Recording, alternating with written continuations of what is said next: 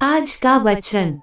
पहला पाठ एजरा का ग्रंथ, अध्याय 6 पद संख्या 7 से 8, 12 और 14 से 20।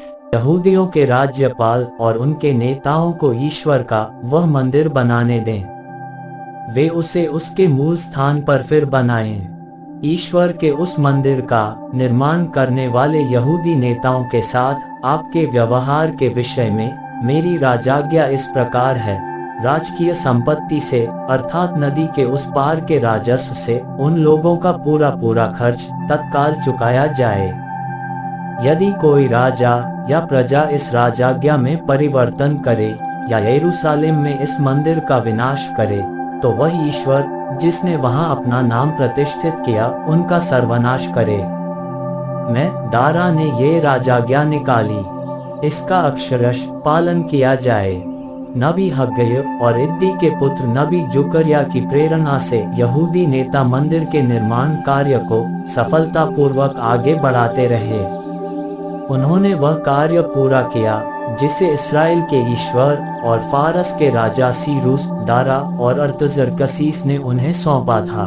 राजा दारा के 6ठे वर्ष अदार महीने के 3रे दिन मंदिर का निर्माण कार्य पूरा हो गया।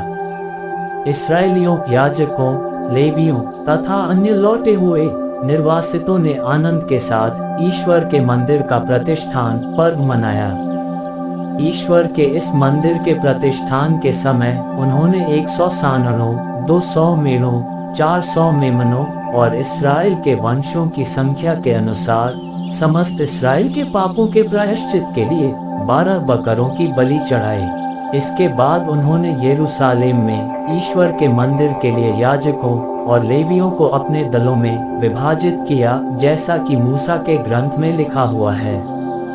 लौटे हुए निर्वासितों ने प्रथम महीने के 14वें दिन पास्का पर्व मनाया। याजकों और लेवियों ने शुद्धिकरण की रीतियों को पूरा किया। वे सब के सब शुद्ध हो गए। लेवियों ने लौटे हुए निर्वासितों, अपने साथी याजकों और अपने लिए पास्का के मेमने का वध किया।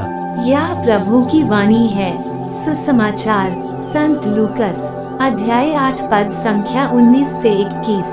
ईसा की माता और भाई उनसे मिलने आए, किंतु भीड़ के कारण उनके पास नहीं पहुंच सके। लोगों ने उनसे कहा, आपकी माता और आपके भाई बाहर हैं, वे आपसे मिलना चाहते हैं। उन्होंने उत्तर दिया, मेरी माता और मेरे भाई वही है जो ईश्वर का वचन सुनते और उसका पालन करते हैं। यह प्रभु का पवित्र सुसमाचार है। आमीन। आज का चिंतन। यीशु के शिष्य बनने की पहली विशेषता है उनके शब्दों को सुनना।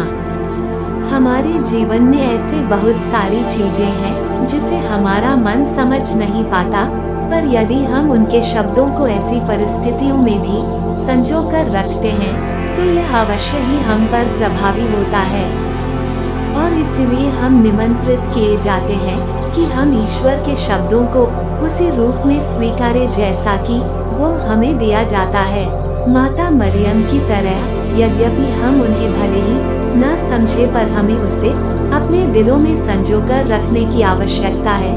तभी हमारे विश्वास में बढ़ोतरी होती है और ईश्वर हमें जीवन की विभिन्न परिस्थितियों में इसका सही अर्थ समझाते हैं। यीशु आज अपने रक्त संबंधियों की अपेक्षा ईश्वर के शब्दों को सुनने वाले श्रोताओं को अपने परिवार का सदस्य बतलाकर हमारे संबंधों को भी स्वतंत्रता प्रदान करते हैं, ताकि हम वृहद परिवार के सदस्य बन सके।